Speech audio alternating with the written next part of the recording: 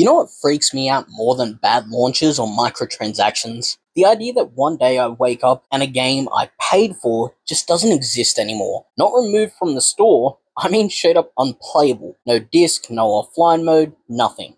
It's just gone. That nightmare is exactly why the Stop Killing Game movement exists. And in the last few months, it's gone from angry YouTubers shouting into the void to Parliament and the European Union actually having to deal with it. Let's talk about what just happened, what's coming next, and whether this movement is actually working. So, super quick recap, if you've only seen the hashtags and have no idea what it is, Stop Killing Games was started in 2024 by Ross Scott, the guy behind Accused Farms, after Ubisoft killed the crew. Not just delisted, not just no more updates, they shut down the servers for a mostly single-player game that required an always online connection, which made it completely unplayable for everyone who bought it. The core argument is simple.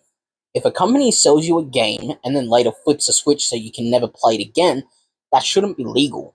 There should be some fallback. Offline mode, private servers, something.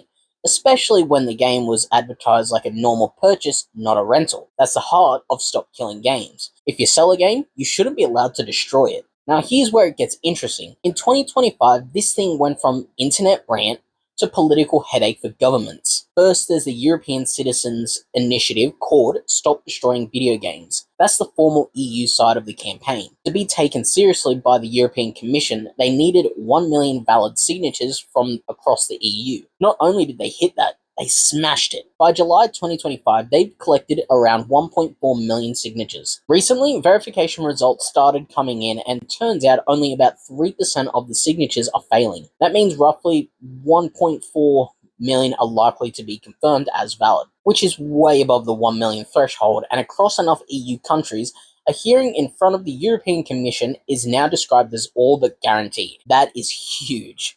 That means the movement isn't just a hashtag anymore. It's on track to force the EU to formally respond and at least consider laws that require publishers to have an end-of-life plan for their games. And it's not just politicians.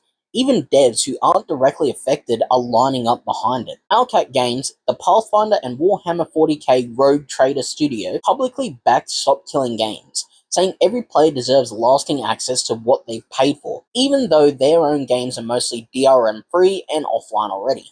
There's also real-world legal ripple effects outside Europe. In California, a law called AB 2426 came into effect in January 2025. It forces digital storefronts to be honest about what you're actually buying and bans using buy or purchase if what you get is just a revocable license. SKG isn't the only reason that law exists, but multiple outlets have connected the movement to the pressure behind it. So yeah, this is already reshaping how companies talk about ownership, and might soon reshape how they're allowed to kill games. Now, the other big thing that just happened. In early November 2025, the UK Parliament actually held a full debate triggered by the Stop Killing Games petition, which gathered almost 190,000 signatures. For about an hour, MPs stood up and, in very polite political language, basically said what gamers have been shouting for years. Shutting down games outright erases cultural and artistic history, not just some product. If we lose our minds over every copy of a book or movie being destroyed,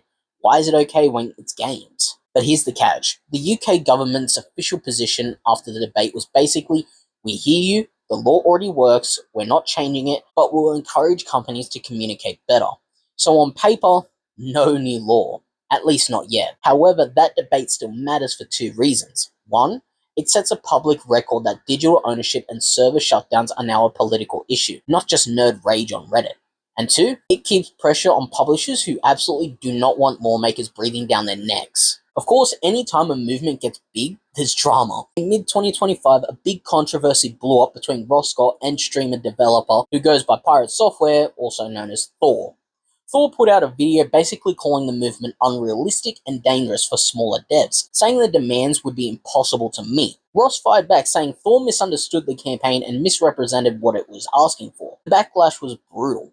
Pirate Software lost over 100,000 subscribers in about 2 weeks, as people sided with Stop Killing Games and Accused Farms for undermining consumer rights. Then you've got an anonymous complaint, filed in the EU accusing the initiative of breaking funding disclosure rules, not because someone gave money, but because Ross's unpaid volunteer hours were being treated as if he was secretly a major financial sponsor.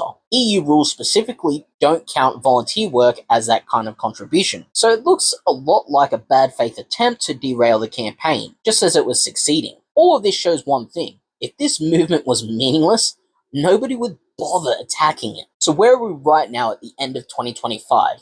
The EU petition has more than enough signatures and verification is going well. An official hearing at the European Commission is very likely. The UK just debated the petition in Parliament, no law change yet, but digital ownership is now on the political radar publicly. Developers like Owlcat and big creators like PewDiePie, Asmongold, XQC, and Jacksepticeye have publicly shown support, pushing it out of the niche territory and into mainstream gaming conversation. Publishers and lobby groups are clearly nervous. From industry talking points in the media, to that weird EU complaint, to creators catching heat for downplaying it. We haven't won yet. There's no global law that magically forces companies to keep every server up forever.